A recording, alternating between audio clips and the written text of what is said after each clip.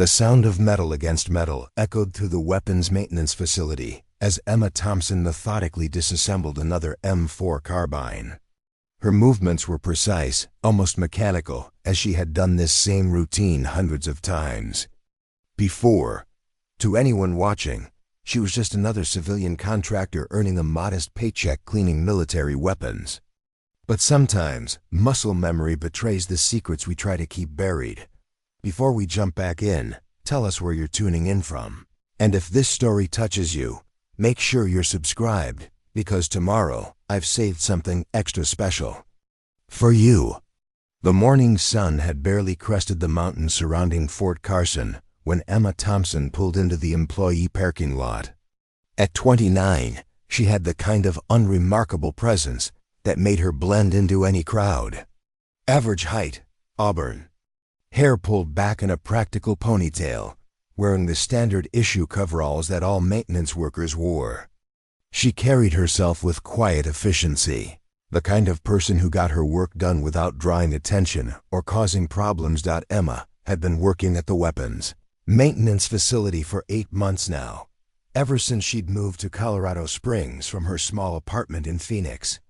The job posting had been simple: weapons maintenance technician, no military experience required, will train.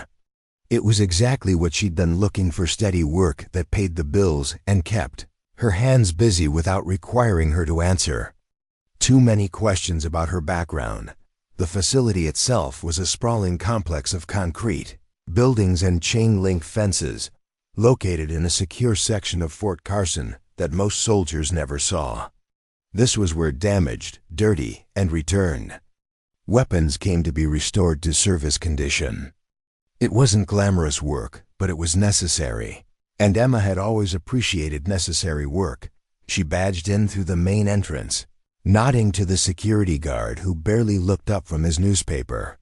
The morning routine was always the same: check in with the supervisor, review the day's work orders, and head to her assigned station.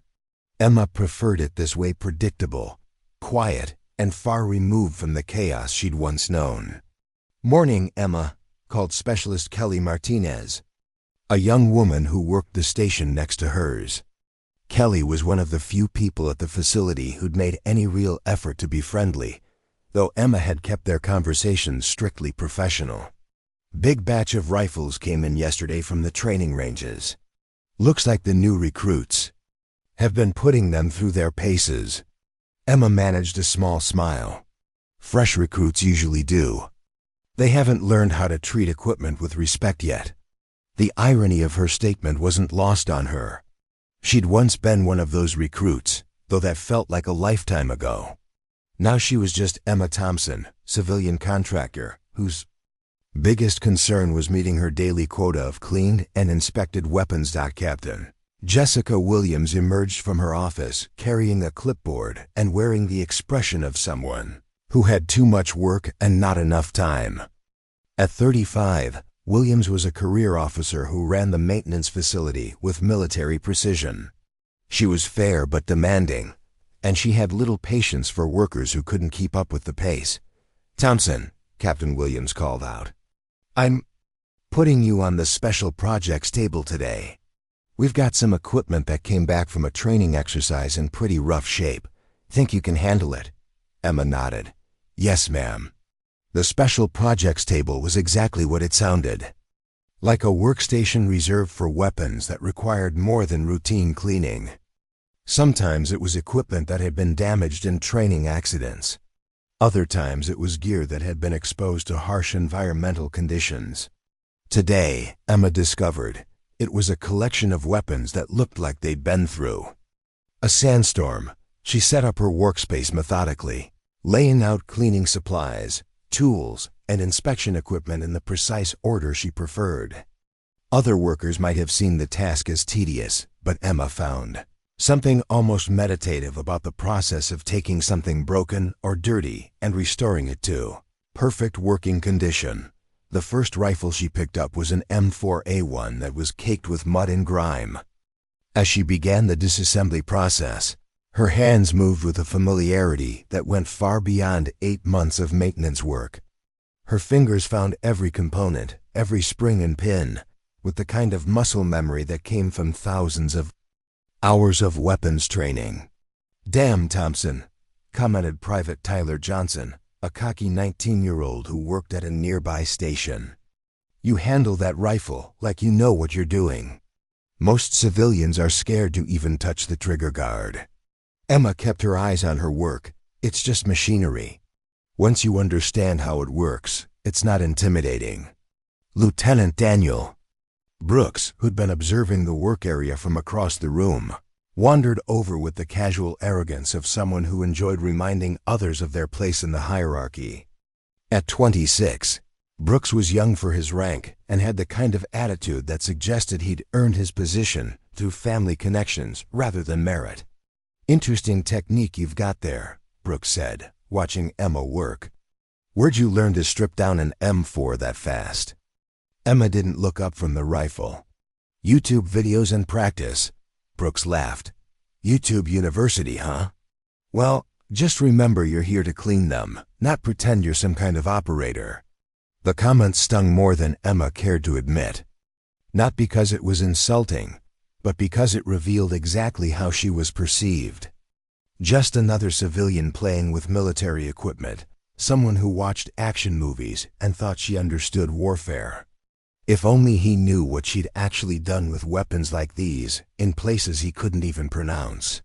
"Of course, sir," Emma replied quietly, continuing her work.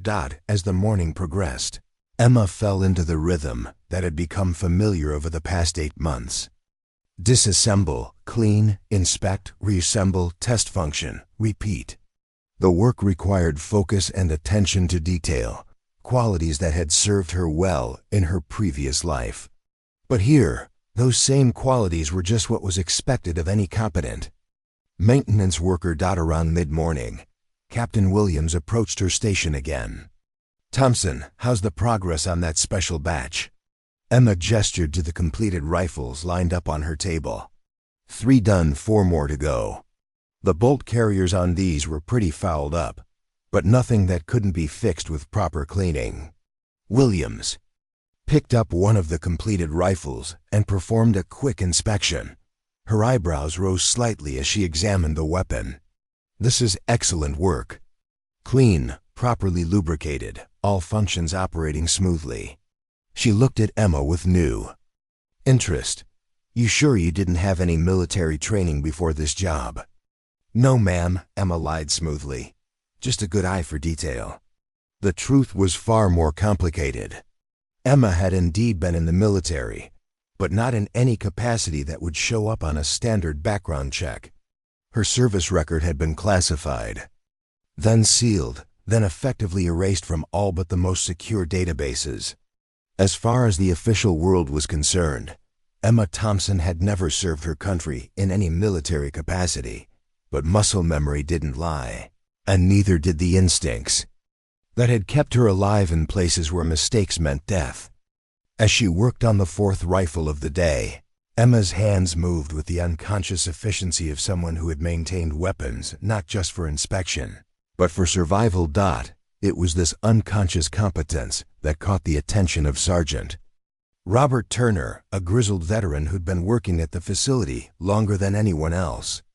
Turner had seen enough soldiers come and go to recognize when someone's skills didn't match their supposed background.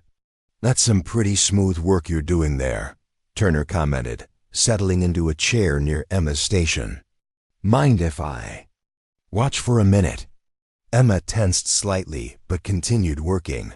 "Sure, Sergeant. Always happy to learn from feedback." Turner watched in silence as Emma disassembled the bolt carrier group with movements that were both economical and precise. No wasted motion, no hesitation, no need to think about which tool came next. It was the kind of automatic competence that came only from extensive training and real-world application. "You know," Turner said slowly, "I've been in the Army for 22 years. Seen a lot of soldiers work on their weapons. What you're doing there, that's not something you learn from YouTube videos." Emma's hands stilled for just a moment before resuming their work. "I've always been good with my hands." "I'm sure you have," Turner replied, but his tone suggested he wasn't entirely convinced. The rest of the morning passed without incident, but Emma could feel eyes on her more frequently than usual. She'd been careful for 8 months to work competently but not exceptionally, to blend in without standing out. But today, something was different. Whether it was the complexity of the weapons she was working on, or simply an accumulation of small observations, people were starting to notice that Emma Thompson might be more than she appeared.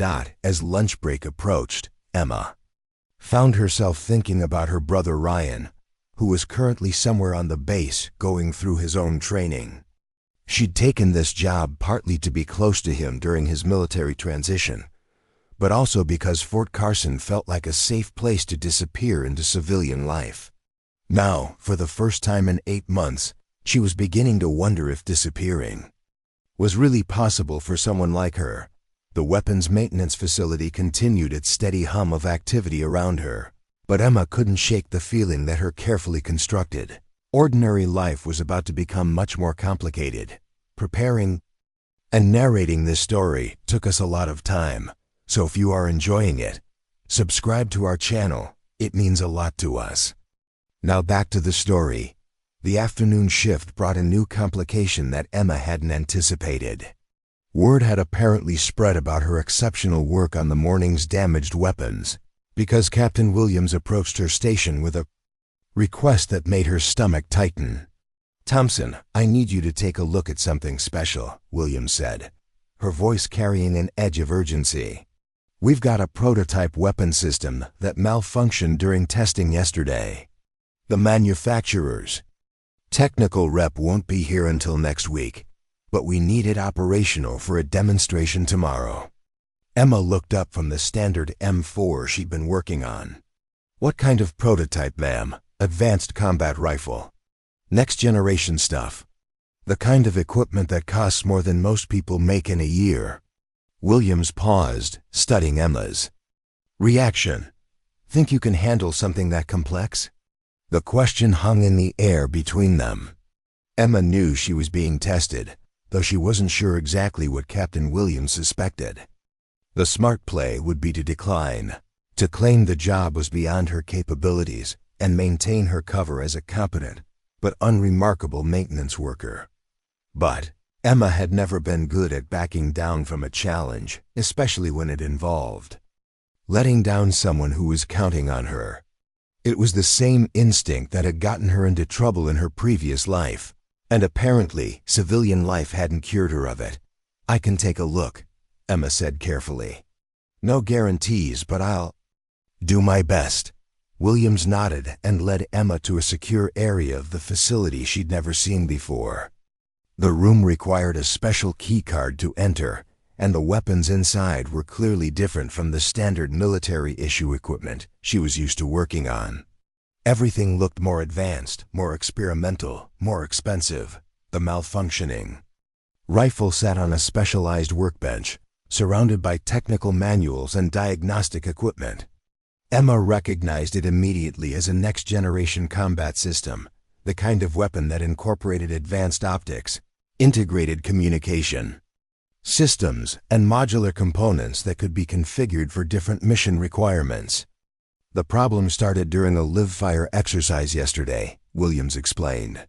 "The firing mechanism jammed, and when the test team tried to clear it, something in the electronic systems fried. Now it won't fire. The optics are dead, and the diagnostic systems are throwing error codes we can't interpret." Emma approached the weapon slowly, her trained eye already identifying several potential issues. The integration of electronic and mechanical systems in modern weapons created multiple failure points, and troubleshooting required understanding both the physical mechanics and the digital components. "Has anyone tried a complete system reset?" Emma asked, her hands hovering over the weapon without touching it. "The technical team tried that yesterday. No luck." Williams watched Emma's reaction carefully. "What would you do?" Emma bit her lip, thinking. The smart answer was to admit she was out of her depth and wait for the manufacturer's rep. But as she studied the weapon, Her mind was already working through the possibilities, drawing on knowledge she wasn't supposed to have. "May I?" Emma gestured toward the rifle. Williams nodded. "Go ahead. You can't make it any more broken than it already is." Emma picked up the weapon and immediately felt the familiar weight and balance of a precision instrument. Her hands moved over the external components, checking connections, examining the integration points between mechanical and electronic systems. Within minutes, she'd identified 3 potential failure points that could cause the symptoms Williams had described. The jam wasn't the problem, Emma said, half to herself. It was a symptom. Something caused a feedback loop in the firing control system, which triggered a safety shutdown that cascaded through the entire network. Williams leaned closer. "Come again?" Emma realized she'd been thinking out loud and quickly tried to backtrack. "I mean, it looks like maybe there's an electrical issue that's affecting multiple systems, but the damage was done." Her analysis had been too specific, too confident, and far too technical for someone whose only weapons training supposedly came from YouTube videos. "Thompson," Williams said slowly, "how exactly do you know about feedback loops and firing control systems?" Emma's mind raced. She was walking a tightrope between maintaining her cover and solving the problem she'd been asked to fix. "I read a lot of technical manuals," she said weakly. "Technical manuals for classified weapons systems?" The question hit like a cold slap. Emma realized she'd made a critical error. She'd demonstrated knowledge of systems that weren't publicly available. The kind of knowledge that came only from hands-on experience with military hardware that was still in the experimental phase. Before Emma could respond, Lieutenant Brooks appeared in the doorway. "Captain Williams, is there a problem here?" Williams looked between Emma and the malfunctioning weapon. "I'm not sure yet. Thompson here seems to know more about advanced weapon systems than her background would suggest." Brooks stepped into the room, his expression shifting from casual interest to something more serious. "What kind of knowledge are we talking about?" "The kind that makes me wonder who Emma Thompson really is," Williams replied. Emma felt the walls closing in around her. For 8 months, she'd been careful to maintain the perfect balance, competent enough to keep her job, but not so skilled that anyone would ask uncomfortable questions. Now, faced with a genuinely challenging technical problem, her instincts had overridden her caution. "Look," Emma said, trying to keep her voice steady, "I just have a good eye for mechanical problems. If you'd prefer to wait for the technical rep, I completely understand." Brooks picked up one of the technical manuals from the workbench. "These documents are classified. The weapon itself is classified. Even being in this room requires a security clearance."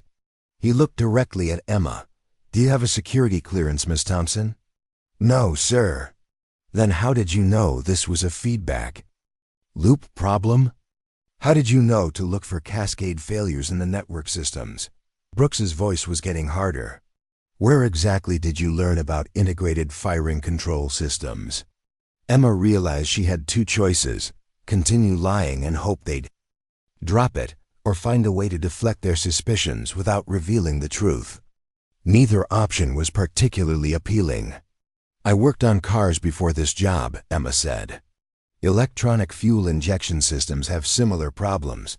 One sensor fails and it affects everything downstream." It wasn't entirely a lie. Emma had worked on cars, though that had been during a cover assignment in Eastern Europe 3 years ago. But the comparison was weak, and she could see from their expressions that neither Williams nor Brooks was buying it. "Cars," Brooks repeated flatly. "You're comparing a next-generation combat rifle to automotive electronics. Complex systems are complex systems," Emma replied. But even she could hear how unconvincing it sounded. Williams was studying Emma with the kind of intensity that made her skin crawl. "Thompson, I'm going to ask you a direct question, and I want a direct answer. Have you ever had any military training?" The moment stretched between them like a taut wire. Emma could feel everything she'd built over the past 8 months balanced on the edge of her response. Tell the truth, and her carefully constructed civilian life would evaporate. Lie, and she'd have to hope they couldn't prove otherwise. No, ma'am, Emma said quietly. I've never had any military training. Brooks snorted. Right, and I suppose you learned advanced weapons diagnostics from car repair videos. That's enough, Lieutenant, Williams said sharply, but her eyes never left Emma's face. Thompson, I want you to go back to your regular station. We'll handle this prototype internally. Emma nodded and headed for the door, but Williams's voice stopped her. And Thompson? I'll be keeping a closer eye on your work from now on. As Emma walked back to her regular workstation, she could feel their eyes following her. The careful anonymity she'd maintained for 8 months was cracking, and she wasn't sure how much longer she could hold it together. Specialist Kelly Martinez looked up as Emma returned to her station. How'd it go with the special project? Looked pretty intense in there. Emma picked up a standard rifle and began disassembling it with perhaps more force than necessary. Fine, just wasn't the right fit for me. But even as she said it, Emma knew that nothing was going to be fine anymore. She'd shown too much, revealed too much, and now people were asking questions she couldn't answer without destroying everything she'd worked to build. The afternoon dragged by with Emma hyper-aware of every glance, every whispered conversation, every moment when someone seemed to be paying attention to her work. By the time her shift ended, she felt like she was walking through a minefield where any step could trigger an explosion that would destroy her new life. As she gathered her things to leave, Emma couldn't shake the feeling that tomorrow was going to bring challenges she wasn't prepared to face. Emma arrived at work the next morning to find her world had shifted overnight.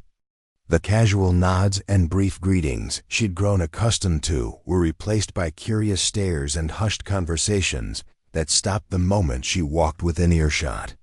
Word of yesterday's incident with the prototype weapon had clearly spread through the facility's informal communication network. Her regular workstation had been moved. Instead of her usual spot near the back of the facility where she could work in relative anonymity, her new assignment placed her directly in the center of the main floor where every supervisor, officer, and visiting personnel would have a clear view of her activities. New seating arrangement? Emma asked Kelly Martinez, who was arranging cleaning supplies at the neighboring station. Kelly glanced around nervously before answering. Captain Williams had maintenance rearrange things early this morning. Said something about optimizing workflow patterns. She lowered her voice. But between you and me, it looks more like they want to keep an eye on you. Emma nodded, unsurprised. She'd expected some form of increased scrutiny after yesterday's performance, but the blatant nature of the surveillance was more aggressive than she'd anticipated. They weren't just watching her, they were making sure she knew she was being watched. The morning's work assignment confirmed her suspicions. Instead of the varied mix of weapons and equipment she normally handled, Emma found herself assigned exclusively to basic maintenance tasks on standard-issue rifles. No complex systems, no challenging repairs, nothing that would require her to demonstrate the kind of advanced knowledge that had gotten her into trouble the day before. Keeping it simple today, Thompson, Lieutenant Brooks announced as he delivered her work orders. His tone was deliberately casual, but Emma could see the calculation in his eyes. Thought you might appreciate some straightforward work after yesterday's excitement. Understood, sir, Emma replied, accepting the clipboard without comment. But straightforward work for someone with Emma's background was like asking a concert pianist to practice scales. Within minutes of starting her first rifle, she'd identified 3 minor modifications that would improve the weapon's performance, spotted a potential stress fracture in the bolt carrier that the previous inspector had missed, and noticed that the ammunition feed mechanism had been reassembled incorrectly after its last cleaning. The problem was that fixing these issues, or even pointing them out, would once again demonstrate knowledge beyond what a civilian maintenance worker should possess. So instead, Emma found herself in the surreal position of deliberately doing mediocre work to maintain her cover. It was torture. "Quality control inspection," announced Sergeant Turner, appearing at Emma's station with another clipboard and a magnifying glass. "Random check on yesterday's completed work." Emma watched as Turner examined the rifle she'd finished the previous day with meticulous attention to detail.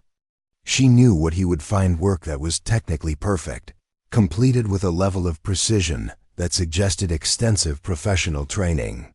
"Interesting technique on the gas system cleaning," Turner commented, not looking up from his inspection. "Very thorough. Almost like you've done this before under field conditions where improper maintenance could be life-threatening." The observation was carefully phrased, but Emma understood the implication. Turner was fishing for information, trying to get her to reveal details about her background through seemingly casual conversation. "I just like to be thorough," Emma replied neutrally. "Thorough is good," Turner agreed. "But there's a difference between careful civilian work and the kind of precision you develop when your life depends on your equipment functioning perfectly." He finally looked up at her. "Know what I mean?" Before Emma could respond, a commotion near the facility entrance drew everyone's attention. Colonel Michael Patterson had arrived for what appeared to be an unscheduled inspection, accompanied by two men in civilian clothes, who had the unmistakable bearing of intelligence officers. Emma felt her blood pressure spike. Unscheduled visits from base commanders were rarely good news, and the presence of what were obviously investigators suggested that yesterday's incident had attracted attention from much higher up the chain of command than she'd hoped. "All personnel continue normal operations," Captain Williams announced, but Emma could hear the tension in her voice. "Colonel Patterson is conducting a routine facility inspection." There was nothing routine about the way Colonel Patterson moved through the facility. His attention wasn't on equipment or procedures, it was on people. Specifically, it was on identifying anyone who might be worth a closer look. Emma tried to focus on her work, but she was acutely aware of the colonel's progress across the floor. He spoke briefly with several workers, spent time examining the more complex equipment stations, and consulted frequently with the civilian investigators who were taking notes and occasionally photographing specific areas. "Thompson," Captain Williams appeared at her station with barely concealed anxiety. "Colonel Patterson would like to speak with you." Emma's heart rate spiked, but she kept her expression neutral. "Of course, ma'am." The walk across the facility floor felt like a death march. Every step took her closer to a conversation that could destroy the life she'd spent 8 months building. By the time she reached Colonel Patterson, Emma had run through a dozen different scenarios, none of which ended well for her continued anonymity. Colonel Patterson was younger than she'd expected, probably in his mid-40s, with the kind of sharp intelligence in his eyes that suggested he hadn't achieved his rank through political connections. The two investigators flanking him looked like they'd stepped out of a federal law enforcement recruiting poster professional, observant and completely humorless. "Miss Thompson," Colonel Patterson said, his voice carrying the authority of someone accustomed to being obeyed without question. "I understand you had some excitement yesterday with one of our prototype systems." "Yes, sir. Captain Williams asked me to take a look at a malfunctioning rifle." "And what was your assessment of the problem?" Emma chose her words carefully. "I thought there might be an electrical issue affecting multiple systems, but I wasn't qualified to work on such advanced equipment." Colonel Patterson nodded slowly. "Captain Williams tells me you demonstrated some interesting knowledge about integrated weapons systems. Knowledge that seemed beyond what we'd expect from a civilian maintenance worker." "I may have gotten lucky with my guess, sir." "Lucky," Patterson repeated, his tone suggesting he didn't believe in luck when it came to complex technical diagnostics. "Tell me, Miss Thompson, what's your educational background?" The question was a trap, and Emma knew it. Her official background showed completion of high school and some community college courses, Nothing that would explain advanced knowledge of military weapons systems. But if she embellished her credentials, they could easily verify her claims and catch her in a lie. High school diploma, some college courses in mechanical engineering, Emma said, sticking as close to her cover story as possible. Community college? One of the investigators asked, speaking for the first time. Yes, sir, Denver Community College. The investigator made a note, and Emma knew they'd be checking her story within hours. Her fabricated academic records would hold up to casual scrutiny, but she wasn't sure how deep they'd dig. Miss Thompson, Colonel Patterson continued, I'm going to be direct with you. Yesterday's incident has raised some questions about your background and qualifications. Nothing accusatory, you understand. But when civilian contractors demonstrate unexpected expertise with classified systems, we have protocols that require us to conduct a more thorough review. Emma felt the trap closing around her. I understand, sir. What kind of review? Background verification, security interviews, the standard process for anyone who might require elevated clearance levels. Patterson's smile was polite but cold. I'm sure you understand that national security requires us to be cautious about who has access to sensitive equipment. Of course, sir. Excellent. You'll be hearing from security personnel in the next few days to schedule some interviews. In the meantime, I'd like you to continue your regular duties. Patterson paused meaningfully. Your regular routine duties. The message was clear. Stay in your lane. Don't demonstrate any more unexpected expertise, and prepare to have your entire life examined under a microscope. Asterisk. As Emma walked back to her station, she could feel the weight of dozens of eyes following her movement. The conversation with Colonel Patterson had been conducted in full view of the entire facility, and everyone now knew that Emma Thompson was someone worth the personal attention of the base commander. The rest of the morning passed in a haze of forced normalcy. Emma cleaned rifles with deliberate mediocrity, answered questions with careful vagueness, and tried to ignore the fact that her carefully constructed civilian life was crumbling around her dotted lunch break. Kelly Martinez approached her with obvious concern. Emma, what's going on? Everyone's talking about you having some kind of military background. Emma looked at the young woman who'd been nothing but kind to her for 8 months. Kelly, I'm just a maintenance worker who got lucky with a technical guess. People are making this into something it's not. But even as she said it, Emma knew that denying the truth was becoming increasingly difficult. Her skills were too advanced, her knowledge too specific, and her instincts too sharp to maintain the pretense of being an ordinary civilian much longer. Question was, how long did she have before the investigation uncovered something that would force her to run again? 3 days after Colonel Patterson's visit, Emma's world began to unravel in ways she hadn't anticipated. The promised security interviews had materialized in the form of Agent Rebecca Cross, a sharp-eyed woman from the Defense Security Service, who arrived at the facility with the kind of thorough preparation that made Emma's stomach drop. Miss Thompson, Agent Cross said, settling into the uncomfortable metal chair across from Emma in the facility's small conference room. I've been reviewing your background, and I have to say, it's remarkably clean. Emma kept her expression neutral despite the alarm bells going off in her head. A background described as remarkably clean by a federal investigator was never a compliment. It usually meant they'd found evidence of careful fabrication. I've always tried to stay out of trouble, Emma replied carefully.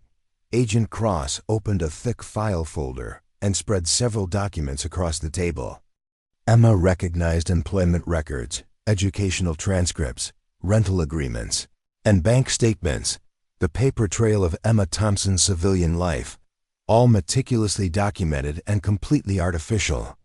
Your employment history shows steady work in various mechanical fields, Cross continued. Auto repair in Phoenix, equipment maintenance in Denver, and now weapons maintenance here at Fort Carson. Very consistent pattern for someone with your stated interests. Emma nodded, unsure where this was leading. "The problem," Cross said, pulling out a photograph, "is that none of your former employers remember you quite the way your records suggest."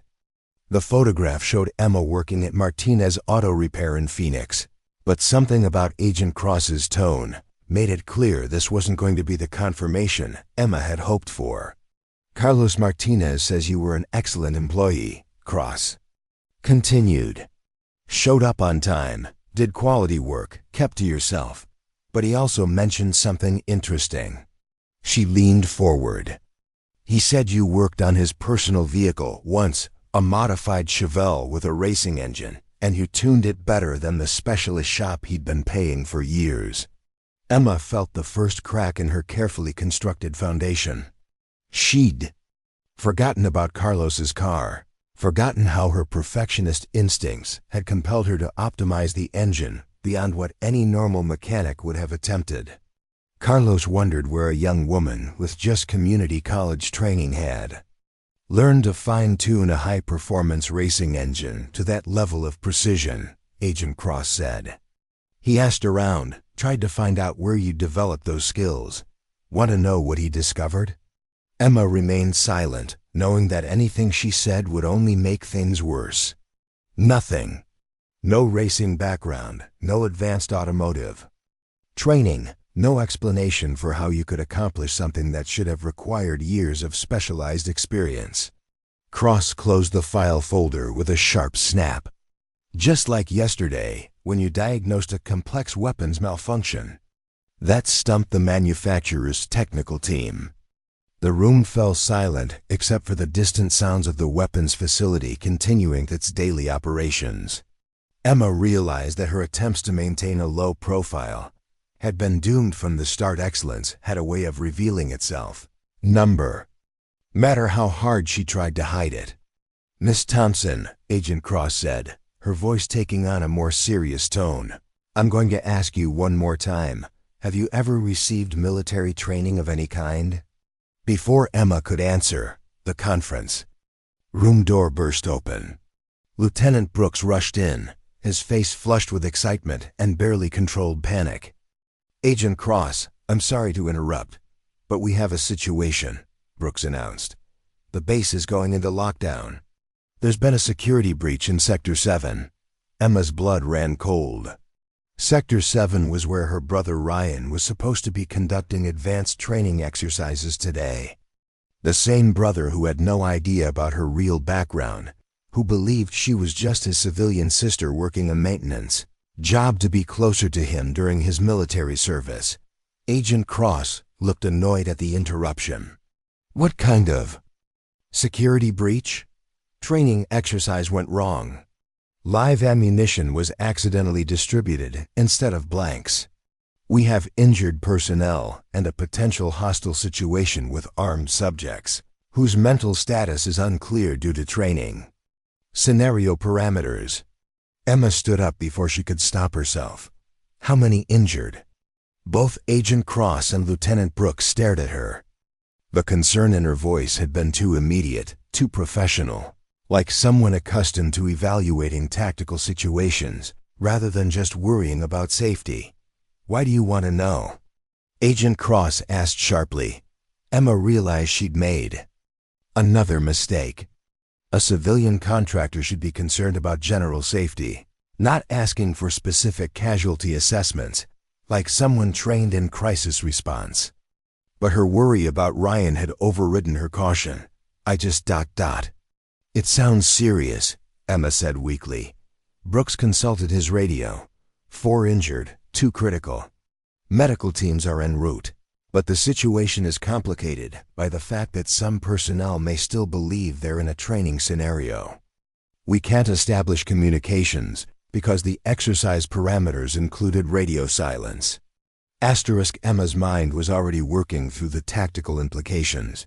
Confused soldiers with live ammunition, unclear command structure, potential friendly fire incidents, and medical personnel trying to reach casualties in what might still be perceived as a hostile environment. It was exactly the kind of clustered situation that required someone with combat experience to sort out quickly. "We're in Sector 7. Emma asked before she could stop herself. Agent Cross's eyes narrowed. "Why would that matter to you?" Emma felt the last of her carefully maintained cover slipping away. Her brother was potentially in danger. There were injured soldiers who needed help, and people with the authority to fix the situation were standing around asking bureaucratic questions instead of taking action. "Because," Emma said, abandoning caution entirely, "if this is happening in the urban warfare training area, the casualties are probably trapped in the mock building complex where medical teams can't reach them safely. And if personnel still think they're in an active training scenario, approaching them incorrectly could result in more casualties." The room went dead silent. Agent Cross stared at Emma with the expression of someone who just watched a puzzle piece fall into place. Lieutenant Brooks looked confused, clearly wondering how a weapons maintenance worker could have such detailed knowledge of training area layouts and tactical medical procedures. "Miss Thompson," Agent Cross said slowly, "how exactly do you know about the layout of classified training areas? That information isn't available to civilian contractors." Emma realized she'd crossed a line from which there was no return. Her knowledge of base layout, tactical procedures, and crisis response had just demolished any remaining pretense that she was an ordinary civilian. But with her brother potentially in danger, she found she didn't care about maintaining her cover anymore. "Agent Cross," Emma said, meeting her eyes directly, "I can help resolve this situation, but I need you to stop asking questions about my background for the next 30 minutes. "That's not how this works," Cross replied. "You're going to answer my questions, starting with how you know an explosion in the distance cut off her words. Through the conference room windows, Emma could see smoke rising from the direction of Sector 7. Whatever was happening in the training area had just gotten significantly worse. Emma stood up, every instinct screaming at her to take action. "Agent Cross, people are going to die if someone doesn't handle this properly. You can arrest me, investigate me, or do whatever you want after we deal with the immediate crisis. But right now, you need to decide what's more important, your investigation or saving lives." Agent Cross looked between Emma and the smoke rising in the distance, clearly struggling with a decision that could define her entire career. Lieutenant Brooks was speaking rapidly into his radio, trying to get updates on the situation. "2 more explosions reported," Brooks announced. "Sector 7 is now completely cut off. No one gets in or out until the situation is contained." Emma felt something cold and familiar settle in her chest, the calm clarity that had once made her one of the most effective soldiers in the military. Her civilian life was over anyway. There was no going back to being just another maintenance worker after today's revelations. "Agent Cross," Emma said quietly, "I'm going to help those people whether you authorize it or not. The only question is whether you're going to try to stop me or use me." For the first time since entering the room, Agent Cross looked uncertain. Whatever she'd expected to uncover in her investigation, it wasn't a weapons maintenance worker who spoke like a combat veteran and seemed prepared to risk everything to help strangers in a crisis. The sound of sirens filled the air as emergency vehicles raced towards Sector 7, and Emma knew that time was running out for whoever was trapped in that training area, including, possibly, her brother. Emma didn't wait for Agent Cross's permission. The sound of automatic gunfire echoing from Sector 7 made the decision for her. She pushed past Lieutenant Brooks and headed for the door, her stride shifting from the careful gait of a maintenance worker to the purposeful movement of someone trained for crisis situations. "Thompson, stop!" Agent Cross called out, but Emma was already moving down the hallway at a pace that would take her to the armory in under 2 minutes. Captain Williams appeared from her office, drawn by the commotion. "What's happening? Where is Thompson going?" "She's heading for the armory," Brooks reported, jogging to keep up with Agent Cross, who was pursuing Emma. "I think she's planning to enter Sector 7. Williams's face went white. That area is under lockdown. No one has authorization to Emma's voice. Cut through their conversation from ahead. Captain Williams, I need access to tactical gear, non-lethal suppression equipment, medical supplies, and communication devices compatible with training exercise frequencies. The specificity of her request stopped everyone in their tracks.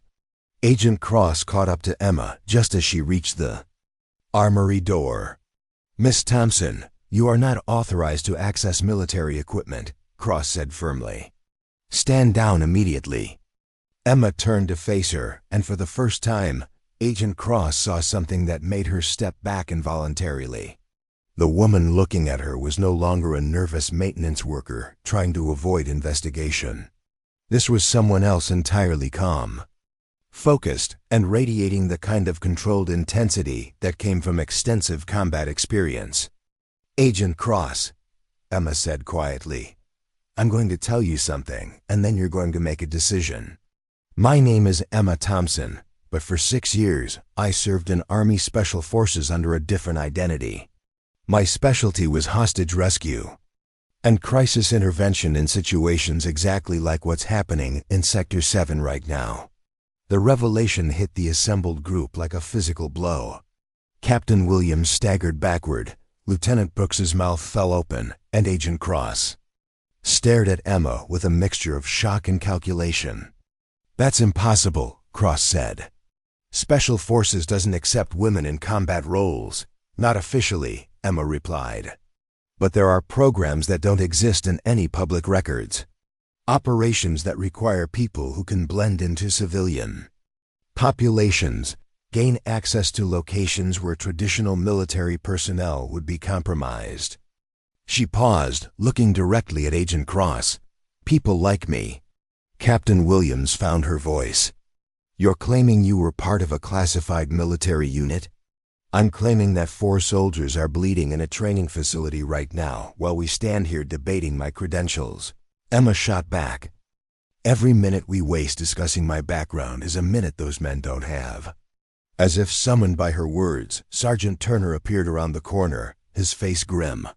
Captain Williams, we just lost contact with the medical team that went into Sector 7. Last transmission indicated they were taking fire from personnel who couldn't distinguish between training scenario and reality. Emma closed her eyes for a moment, and when she opened them, every trace of the maintenance worker persona had vanished completely. How many personnel are estimated to be in the affected area?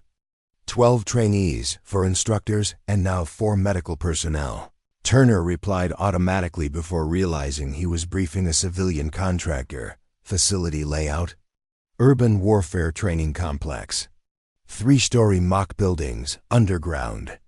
Tunnel system, multiple entry and exit points. Emma nodded, her mind already working through tactical approaches. The trainees are operating under stress-induced confusion, possibly enhanced by the shock of real casualties. They'll be treating anyone who approaches as potential hostile forces. Agent Cross stepped forward. Even if what you're claiming about your background is true, you can't just— Agent Cross, Emma interrupted. I can resolve this situation with minimal additional casualties, or you can wait for a full tactical team to arrive, breach the facility, and turn this into a firefight that will result in multiple deaths. She looked around at the assembled group. What's it going to be? Colonel Patterson's voice cut through the tension. What exactly are you proposing? Everyone turned to see the base commander approaching with 2 officers Emma didn't recognize. His expression was grim, and she could see the weight of command decisions in his eyes. Sir, Emma said, shifting unconsciously to a position of attention, I'm proposing to enter the facility alone, establish communication with the confused personnel, provide medical assistance to the casualties, and guide everyone out safely. And you believe you can accomplish this because— Emma looked around the group, realizing that this was the moment of complete truth. There would be no going back to her maintenance worker life after this, regardless of the outcome. Because, sir, I've done it before. Multiple times and much more dangerous circumstances. Colonel Patterson studied her for a long moment. "Agent Cross, what's your assessment of Miss Thompson's claims?" Cross looked conflicted. "Sir, her background investigation revealed inconsistencies that suggest extensive training beyond what her official records indicate. Her knowledge of tactical procedures and facility layouts is far beyond civilian contractor level." "That's not what I asked," Patterson said sharply. "Do you believe she can help resolve this situation?"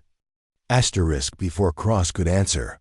Another explosion echoed from Sector 7, followed by the distinct sound of sustained automatic weapons fire. Emma flinched at the sound, not from fear, but from professional assessment of what those sounds meant. "Sir," Emma said urgently, "that gunfire pattern indicates panic shooting. Someone is firing blindly, which means the situation is deteriorating rapidly. We have maybe 10 minutes before this becomes uncontainable." Patterson looked between Emma and the smoke rising from the training facility. "What do you need?" Emma felt a surge of relief mixed with apprehension. Access to the armory for non-lethal equipment, communication gear, medical supplies, and authorization to enter Sector 7. "Done," Patterson said immediately. "Captain Williams, give her whatever she requests." As Williams moved to open the armory, Agent Cross grabbed Emma's arm. "If you're lying about your background, if this goes wrong." Emma gently removed Cross's hand from her arm, and the agent felt the unmistakable strength of someone trained in close-quarters combat. "Agent Cross, I spent 6 years getting people out of situations like this. Trust me or don't, but don't interfere." Emma quickly assembled her gear: tactical vest, communication headset, medical kit, and 2 non-lethal suppression devices. Her movements were efficient and automatic, like someone who had done this countless times before. "Thompson," Colonel Patterson called as she prepared to leave. "What's your real name?" Emma paused at the door, looking back at the group of people who had known her as a quiet maintenance worker for 8 months. "Emma Thompson is my real name, sir. It's the name I chose when I decided to stop being who I used to be." "And who did you used to be?" Emma's hand moved unconsciously to her left forearm, where something was hidden beneath her sleeve. "Someone who was very good at bringing people home alive." As she headed toward Sector 7, Emma could hear Agent Cross speaking rapidly into her phone, probably calling for backup and verification of Emma's claims. But Emma's focus was already shifting to the tactical situation ahead. She had approximately 8 minutes to reach the training facility, assess the situation, establish communication with confused and frightened soldiers, treat casualties, and guide everyone to safety. It was exactly the kind of impossible mission that had once defined her life.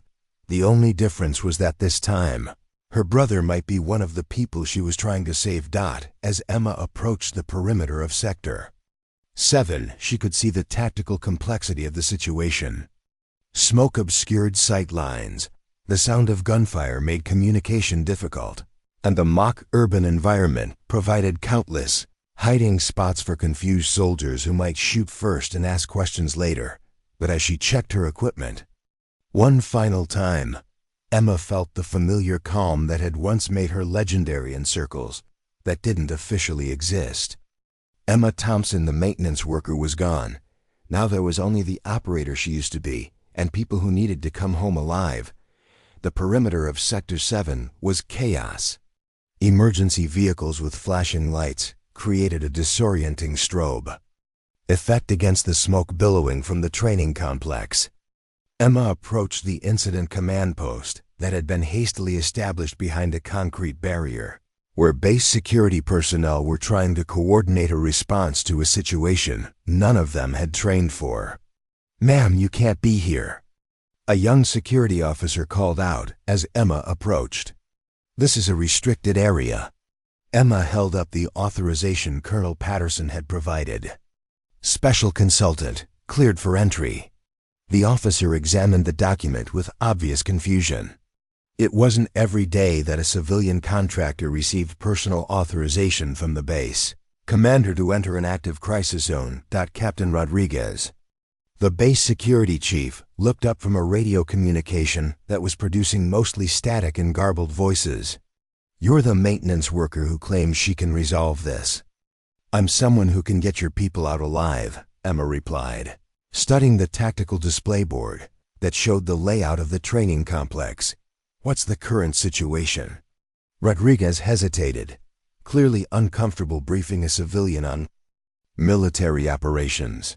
But another burst of gunfire from the complex made the decision for him.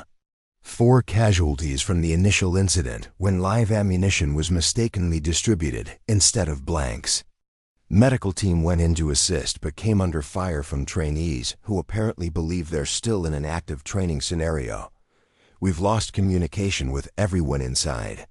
Emma studied the facility layout, her mind automatically calculating sight lines, potential cover positions, and evacuation routes. "How many entry points?" 6, but we've sealed 5 of them to prevent the situation from spreading. "Only the main entrance remains open." "Mistake," Emma said immediately. "You've created a bottleneck that forces everyone to use the same route, which increases the likelihood of friendly fire incidents. Panicked people need multiple escape options," Rodriguez bristled. "I'm following standard containment protocols." "Standard protocols assume you're dealing with hostile forces," Emma replied, checking her communication equipment. "These are confused and frightened soldiers operating under stress-induced disorientation. Different situation, different approach." Before Rodriguez could respond, a new voice crackled through the radio static. "This is Medic Johnson. We're pinned. Down in Building 2, 2nd floor. We have 3 wounded, including 1 critical. Need immediate extraction, but any movement draws fire from at least 2 positions." Emma grabbed the radio before Rodriguez could respond. "Medic Johnson, this is Thompson. What's your exact position in Building 2? "Who is Thompson?" Johnson's voice was tight with stress. "I don't recognize that call sign. I'm coming to get you out." "2nd floor. What room?" "Southwest corner, room 203. But you can't approach from the stairs. There's someone positioned on the 1st floor who's firing at anything that moves." Emma was already moving toward the facility entrance, speaking into her headset as she went. "Johnson, in approximately 4 minutes, you're going to hear a voice calling your name from the hallway outside room 203. When you hear that voice, respond immediately. Don't wait, don't hesitate. Do you understand?" "Roger, but how are you?" Emma switched off the radio and focused on the task ahead. The main entrance to the training complex was a standard military door that opened into a long corridor lined with doors leading to various training rooms. Smoke hung in the air, reducing visibility to about 15 feet. As she entered the building, Emma's training took over completely. Every step was deliberate, every movement calculated to minimize noise and avoid silhouetting herself against doorways. She could hear voices from deeper in the building, some shouting orders, others calling for help, all overlaid with the kind of confusion that made friendly fire incidents inevitable. The first challenge was reaching the 2nd floor without alerting the person Johnson had mentioned was positioned on the 1st floor. Emma moved along the wall, using doorways for cover, until she located the stairwell. Through the smoke, she could see a figure crouched behind an overturned table, rifle pointed toward the stairs. "Sergeant Williams, this is Thompson," she called, out gambling that the person was an instructor rather than a trainee. "I'm approaching from the main corridor. Don't shoot." The figure spun toward her voice, rifle raised. Emma could see the wild look in his eyes, the 1,000-yard stare of someone whose adrenaline had overridden rational thought. "Who are you?" he shouted. "You're not part of this exercise." Emma slowly raised her hands, making herself visible. "Sergeant, the exercise is over. There was an accident with the ammunition.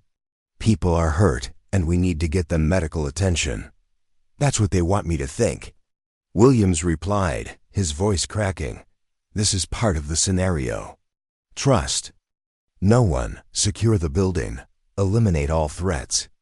Emma recognized the symptoms of training stress syndrome when intensive simulation training became so realistic that soldiers couldn't distinguish between exercise and reality, especially when unexpected elements were introduced. It was exactly the kind of psychological trap that could turn a training accident into a massacre. Sergeant Williams, Emma said, her voice taking on the calm authority she'd used in dozens of crisis situations.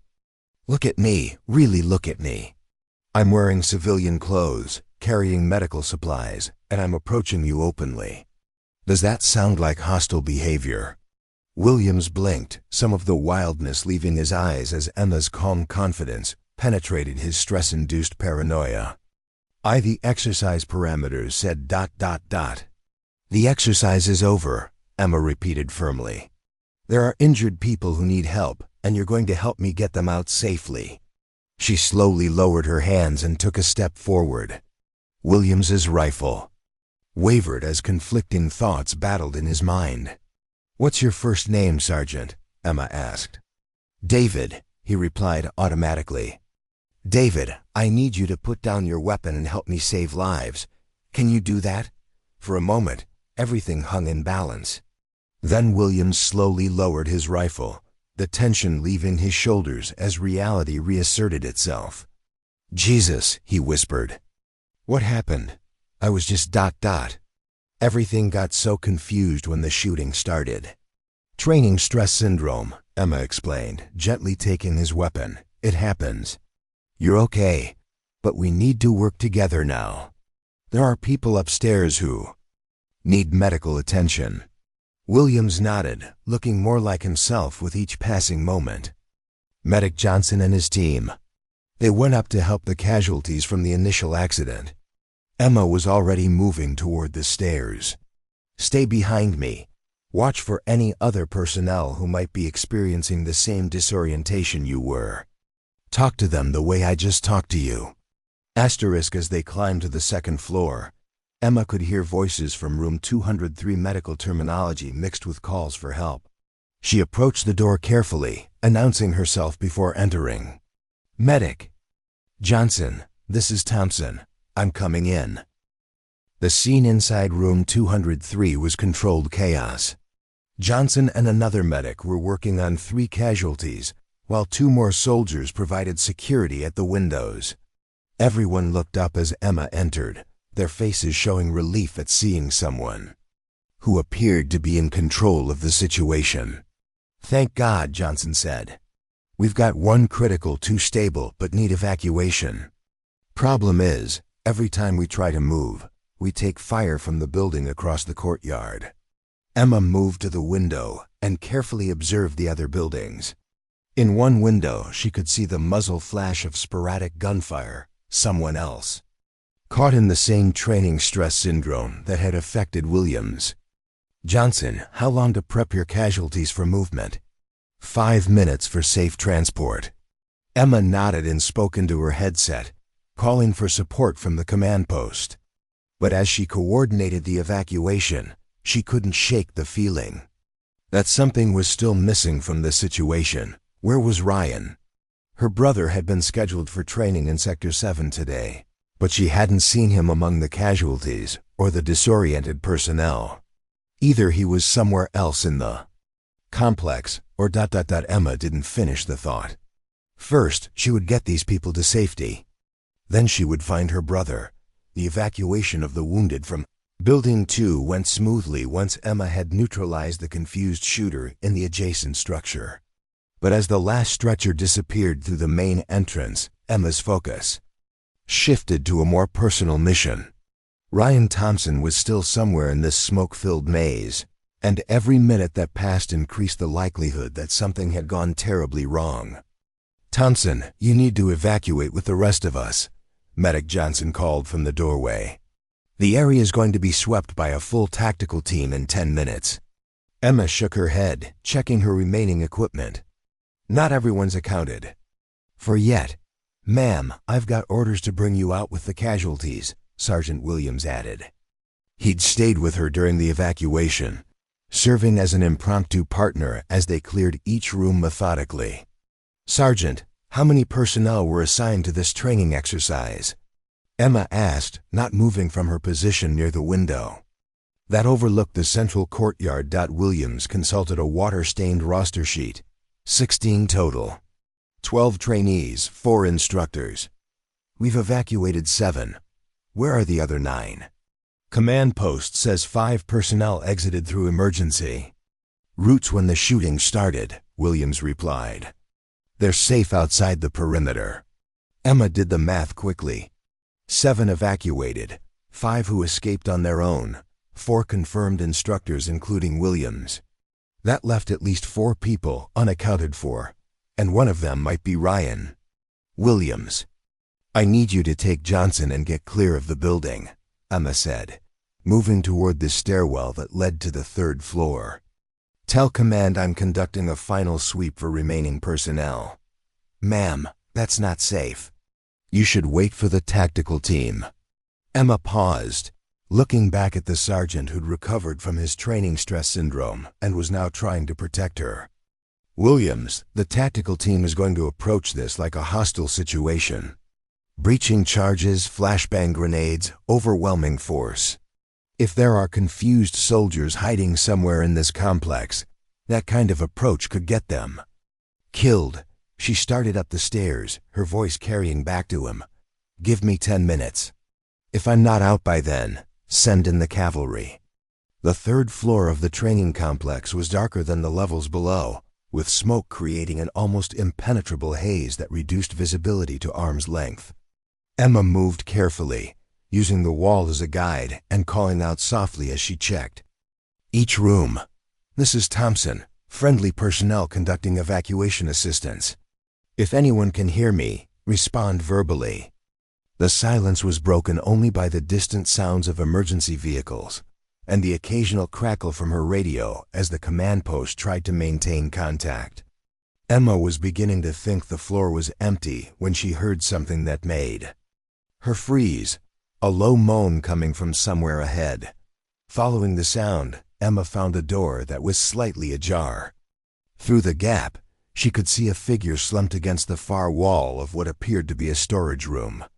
Her heart clenched as she recognized the woodland camouflage uniform and the familiar profile. "Ryan," she whispered, pushing the door open and rushing to his side. Her brother was conscious but clearly disoriented, blood from a head wound having dried on the side of his face. His rifle lay beside him, and Emma could see the scattered remains of blank ammunition cartridges mixed with live rounds, evidence of the catastrophic mix-up that had started this entire crisis. "Emma?" Ryan's voice was weak and confused. "What are you doing here? You're supposed to be at work." Emma quickly assessed his injuries while checking him for additional wounds. The head injury appeared superficial, but his pupils were dilated and his responses sluggish, suggesting a concussion. "I am at work," Emma said, helping him sit up straighter. "Can you tell me what happened?" Ryan winced as he tried to focus on her face. "Training exercise went wrong. Someone started shooting for real, and people started falling. I got hit by something debris, maybe, and ended up in here." He looked around the storage room with confusion. "I think I've been hiding, but I can't remember why." Emma felt a surge of relief mixed with professional concern. Ryan was alive and his injuries appeared manageable, but his disorientation suggested he might have been experiencing his own version of training stress syndrome. "Ryan, I need you to listen to me carefully," Emma said, helping him to his feet. "The exercise is over. There was an ammunition mix-up that caused several casualties. We need to get you medical attention." As she supported her brother's weight, Ryan suddenly focused on her equipment and tactical gear. "Emma, why are you wearing combat gear? How did you even get into a restricted training area?" The question Emma had been dreading was finally here, asked by the person whose opinion mattered most to her. She looked at her younger brother, seeing the confusion and dawning suspicion in his eyes. "Ryan, there are things about my background that I haven't told you," Emma said carefully, guiding him toward the door. "But right now, we need to focus on getting you out safely." "What things?" Ryan stopped walking, forcing Emma to meet his eyes. "Emma, what aren't you telling me?" Before Emma could answer, the sound of boots on the stairwell announced the arrival of the tactical team Williams had mentioned. Emma's 10 minutes were up, and now she had to deal with heavily armed soldiers who might not immediately recognize that she was one of the good guys. "This is Thompson," she called out, identifying herself before they reached the 3rd floor. "I have 1 injured personnel requiring medical assistance." "Thompson, this is Captain Morrison, tactical team leader," came the response. "We're coming up. Are you secure?" "Secure, 1 injured trainee with possible concussion," Emma replied, then turned back to Ryan. "We'll talk about everything once we get you checked out, okay?" Ryan nodded reluctantly, but Emma could see the questions multiplying in his eyes. Her carefully maintained separation between her civilian life and her military past was about to become impossible to sustain. As the tactical team reached the 3rd floor, Emma found herself facing a new challenge. Captain Morrison was a professional who clearly knew his business, but his expression suggested he wasn't entirely comfortable with the situation he'd inherited. "Ms. Thompson," Morrison said, examining the scene, "Colonel Patterson briefed me on your assistance with this situation. Good work getting the casualties evacuated." "Thank you, Captain." Morrison's eyes moved to Ryan, then back to Emma. "Is this the last of the missing personnel?" "Should be." Williams had a roster showing 16 total participants. "This accounts for everyone." As medics arrived to assess Ryan's condition, Captain Morrison drew Emma aside for a private conversation. "Ms. Thompson, I've been briefed that you have some kind of military background that enabled you to handle this crisis." Emma nodded, unsure where this was leading. "What I wasn't told," Morrison continued, "is exactly what that background consists of. Because what you accomplished here today, de-escalating multiple confused soldiers, coordinating medical evacuations, conducting a solo rescue operation in a hostile environment, that's not standard infantry training." Emma remained silent. Knowing that anything she said would only raise more questions, Morrison studied her for a moment longer, then seemed to come to a decision. "I don't know who you really are, and honestly, right now I don't care.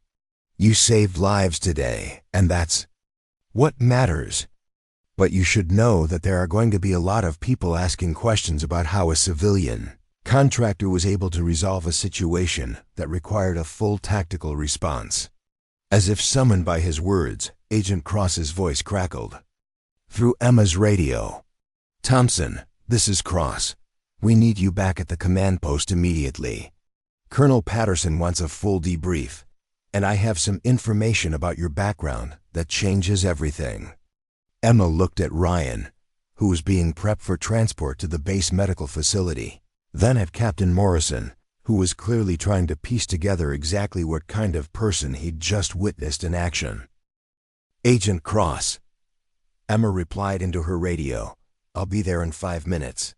As she prepared to leave the training complex, Emma realized that her life was about to change in ways she couldn't predict. Her cover was blown, her true capabilities were now on display for all to see, and Ryan was going to demand answers she wasn't sure she was ready to give. But as she watched the medics carefully transport her brother to safety, Emma felt something she hadn't experienced in 8 months. Pride in who she really was. For better or worse, Emma Thompson, the maintenance worker, was gone forever. Now she had to figure out what came next. The command post had transformed into something resembling a federal investigation headquarters. Agent Cross sat at a table covered with documents, laptop computers, and what appeared to be classified files that definitely hadn't been there when Emma left for Sector 7.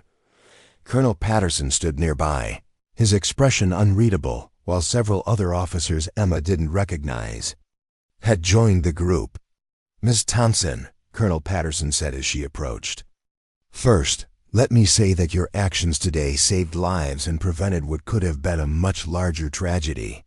Emma nodded, but her attention was focused on Agent Cross, who was studying her with the intensity of someone who had just solved a very complex puzzle.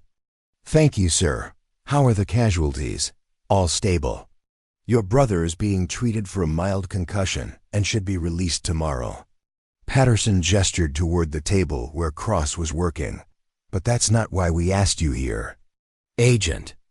Cross looked up from her documents. "Miss Thompson, in the past 3 hours, I've made some very interesting phone calls. Would you like to know what I discovered?" Emma remained silent, knowing that whatever Cross had found would determine the rest of her life. "I called the Defense Personnel Record Center. No record of an Emma Thompson serving in any Special Forces capacity." Cross paused. "I called the Army Special Operations Command. Same result. I even reached out to some contacts in the intelligence community. Nobody has ever heard of you." Emma felt a familiar knot forming in her stomach. "But then," Cross continued, pulling out a different folder, "I made one more call. To a very specific office that most people don't know exists." And suddenly, everything changed. Colonel Patterson leaned forward. "Agent Cross, what did you find?" Cross opened the folder and pulled out a single photograph. It showed a young woman in military fatigues standing next to a group of soldiers, but the woman's face had been digitally obscured. Only a partial view of her left forearm was visible, showing what appeared to be the edge of a tattoo. "This photograph was taken in Syria 3 years ago," Cross said. "It shows members of a classified joint task force that conducted high-risk extractions in hostile territory. The woman in this photo is identified only by a code designation, Phoenix 7. Emma's heart stopped. She hadn't heard that call sign in years. "The interesting thing about Phoenix 7, Cross continued, is that according to the files I was finally granted access to, she conducted 17 successful rescue operations in a 2-year period. Operations that saved 43 American lives and 17 allied personnel." Colonel Patterson was staring at Emma with new understanding. Phoenix 7 was declared killed in action during a mission in Eastern Europe. The file was sealed, and all personnel records were classified beyond top secret. "Not killed, Agent Cross. Corrected. Extracted under circumstances that required her complete disappearance from all official records. Phoenix 7 was given a new identity and allowed to fade into civilian life as a reward for her service and to protect her from retaliation by hostile forces." Emma finally spoke. "How much do you know?" Cross consulted her notes. "I know that, Emma. Thompson is indeed your real name, the name you were born with. I know that you enlisted under a different identity for security reasons. I know that you specialized in impossible rescue missions in situations where conventional forces couldn't operate.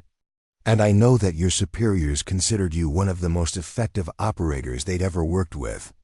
Colonel Patterson stepped closer. "Miss Thompson, is this accurate?"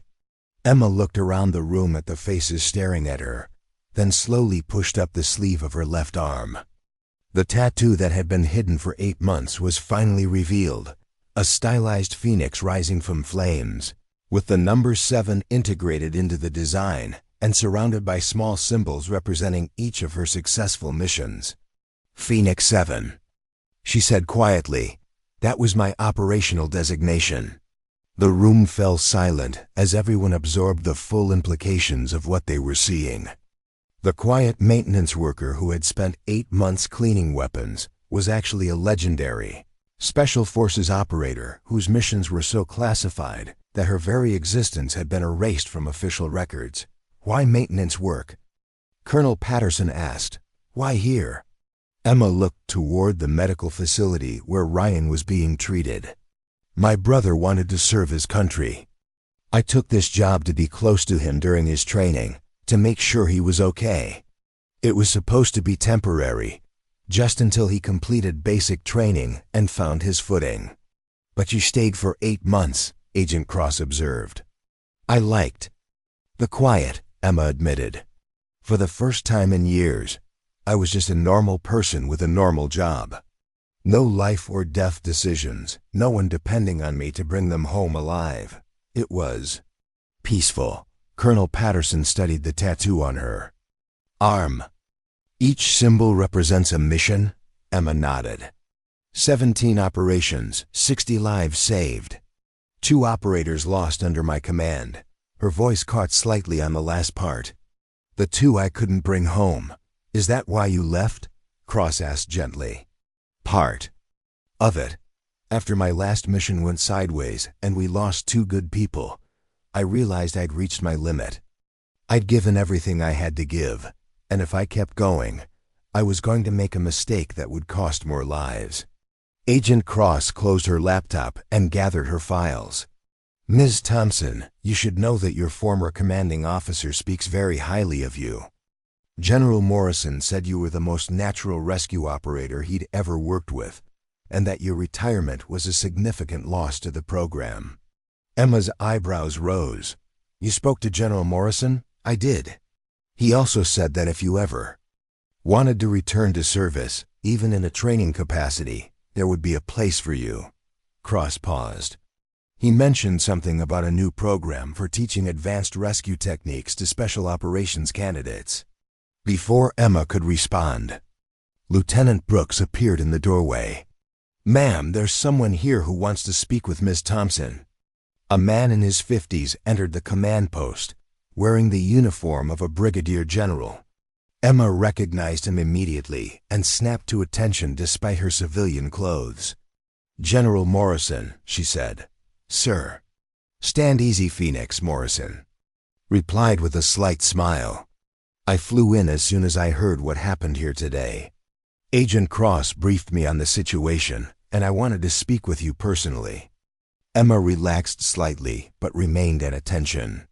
Sir, Phoenix, what you did today resolving a crisis situation with minimal casualties, de-escalating confused personnel, conducting a successful rescue operation, that's exactly the kind of expertise we need to be teaching the next generation of operators. Morrison gestured toward the window that looked out over the base. We're developing a new training program, teaching rescue operations and crisis intervention to Special Forces candidates. We need instructors who've actually done this work under real conditions. Emma felt her carefully constructed civilian life shifting again. Sir, I'm not sure I'm ready to return to that world. Not return to it, Morrison clarified. Transform it. Help us train people to be better at what you were the best at. No more field operations, no more life or death missions. Just passing on knowledge that could save lives. Colonel Patterson. Step forward. Miss Thompson, I'd like to make you an offer. The position of Senior Instructor for Advanced Rescue Operations here at Fort Carson. You'd be working with Special Forces candidates, teaching them the skills you demonstrated today. Emma looked around the room, seeing encouragement in every face. What about my brother? He's just starting his military career. Ryan would be proud to serve on the same base where his sister is training the next generation of heroes, General Morrison said. Besides, someone needs to keep an eye on him and make sure he doesn't try to follow too closely in your footsteps. 4. The first time in hours, Emma smiled. He's stubborn enough to try. Agent Cross stood up and extended her hand. Miss Thompson, it's been an honor to meet you. Your secret is safe, but your skills are too valuable to waste on weapons maintenance. Emma shook her hand, then looked at Colonel Patterson. If I accept this position, there are conditions. Name them. No field operations. No classified missions. And if my brother asks about my background, I tell him the truth. Agreed, Patterson said immediately. Emma looked down at the tattoo on her arm, visible for the first time in years. The phoenix rising from flames, surrounded by symbols representing lives saved and lives lost. For 8 months, she'd hidden who she was, but today had shown her that some things couldn't be hidden forever. General Morrison, she said, when do I start? 3 months later, Emma stood in front of a classroom full of Special Forces candidates, teaching them advanced rescue techniques and crisis intervention. Her official title was Senior Instructor, but the candidates called her Phoenix and Word. Of her reputation had spread throughout the special operations community. Ryan, fully recovered from his concussion, had completed his basic training and was now serving in a support role on the same base.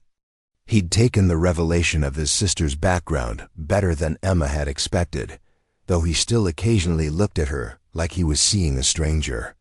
The key to successful rescue operations, Emma told her students, isn't advanced weapons or cutting-edge technology.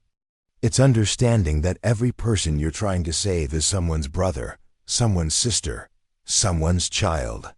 That personal connection is what gives you the strength to attempt the impossible. She looked out at the eager faces staring back at her, young soldiers who would soon be facing their own impossible missions in dangerous places around the world. Your job isn't to be a hero, Emma continued. Your job is to bring heroes home alive. And sometimes, the most heroic thing you can do is recognize when it's time to set down the weapons and pick up a quiet life. She touched the tattoo on her arm, no longer hidden beneath long sleeves. But if that quiet life is interrupted by people who need help, you'll be ready. After class, Emma walked across the base toward the weapons maintenance facility, where her journey had begun.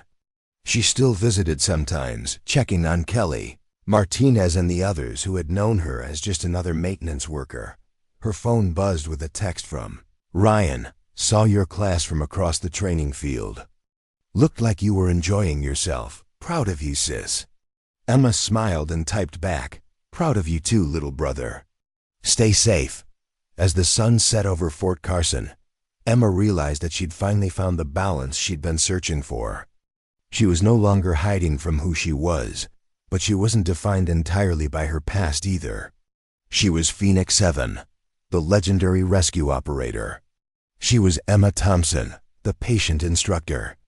And she was Ryan's big sister, watching over him and hundreds of other young soldiers who would carry forward the lessons she'd learned in places most people couldn't imagine. That sometimes the most important mission was the one that brought you home to yourself. Up next, you've got 2 more standout stories right on your screen. If this one hits the mark, you won't want to pass these up. Just click and check them out. And don't forget to like, subscribe, and turn on the notification bell so you don't miss any upload from us.